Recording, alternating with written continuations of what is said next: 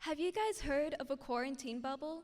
It's like this clear human-sized hamster ball that you can actually buy on Amazon for the cheapest I found was $765 and the most expensive was about $1,900. But honestly, I have a secret to tell you.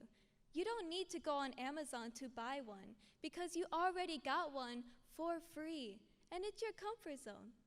And comfort zones could come in many different sizes. Some have really big bubbles and some like me have really skin tight ones. So it may not seem like a bubble, but it is a comfort zone that I can go into to recharge, take a deep breath, calm down, and just focus.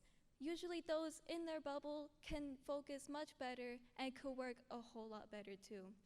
Some examples of people being in their comfort zone would be dancers in dance studios, bookworms in libraries, or even just any of us on our couch watching Netflix. I know, especially when I was younger, I loved being in my bubble. I didn't want to expand my group of friends. The small group I had was fine. Talking to new people scared me.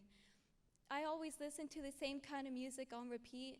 I never even gave pop music a try, and I especially loved singing in a choir. But I always felt as if something was missing. Now, when I was in 8th grade, I knew I didn't want to go to my home zone high school. Something about it made me feel separated from what I enjoyed. So me and my friends were talking about some other possibilities of high schools that I can go to. And one of them knew that I really wanted to continue singing. So she found this high school known as Osceola County School for the Arts, or for short, OCSA. And she was telling me how there's a vocal department there and how they really focus on singing techniques and working on students individually, and that really had my attention. She told me that they focus more on classical music, but that didn't stop me because I didn't care about what I'm singing as long as I'm singing. So we both did our research, and every day we would talk about it. We would talk about the school, the grade it is, what would happen, what they do, and we both realized that we wanted to go there. So we were trying to figure out how to get there, and she told me how the only way to get in is to do an audition. The last time I've done an audition was in 6th grade for a solo that I did not get. So I had this mindset that if I didn't make it back then, how can I possibly make it now? But I didn't want to stop singing at the same time. So I'm left with two options. I can either take a risk and audition again, or I can stay in my comfort zone and go to the same home zone high school that I didn't want to go to. Some sources I found, such as Psychology Today, has actually explained why some people may not want to leave their comfort zone. And the most common one is because they're scared of not knowing the outcome, or they're scared of not being able to control the outcome. Most people actually believe that if you don't take a lot of risk, you have more control. And that is not the case, because not taking a lot of risk means that you're going to stay there and you're not going to get anywhere. So I knew I wanted to continue singing because that's what makes me happy, that's what I'm passionate about, that's what keeps me going, and I want to make it into my career someday. So I took a risk and I auditioned. And I know a lot of people here may think that taking a risk may mean something like doing something dangerous, but the kind of risk that I'm talking about is the one that just says, get out of your comfort zone. And coming up on this stage to talk to an audience may seem something that is a part of a comfort zone for some of you, but is actually risk to others, especially those who are always performing on this stage. Those who tend to perform the stage more can see the stage as a second home compared to someone who's always in the seats watching.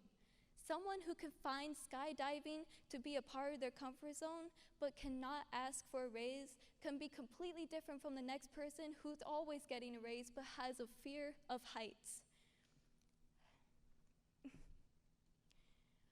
I know that it's hard taking a risk. It is, it really is.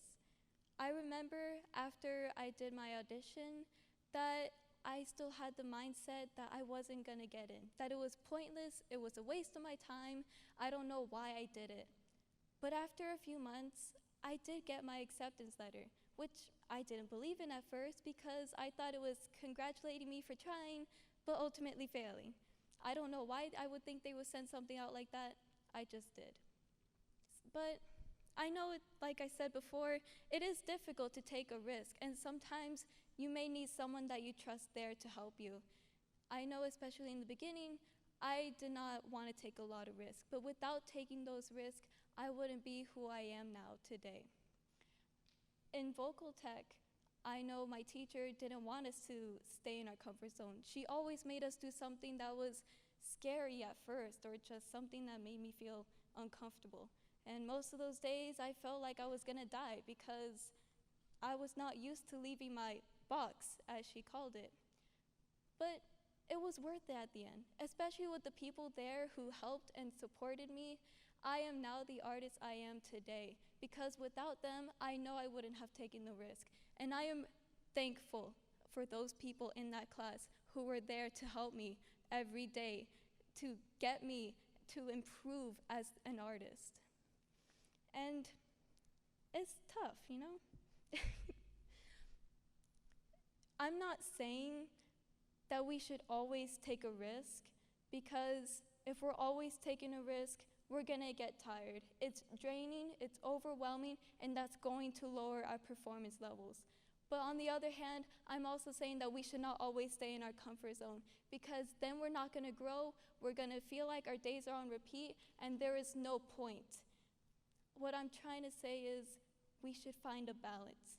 And that all starts with knowing yourself, especially your limits and what you can and cannot handle. And I know we all have our own personal lives, so there are some risks that we actually have to think about, especially with time, money, and health, if it might affect you there. But just take your time and think about what risk you might want to take. You can try to think about the possible outcome, but if you just take some risk once in a while, you can see yourself grow. But don't forget that you need to focus on yourself and just take a time to relax. And who knows, maybe something that you could see as a risk today could be something that's a part of your comfort zone the next. Thank you.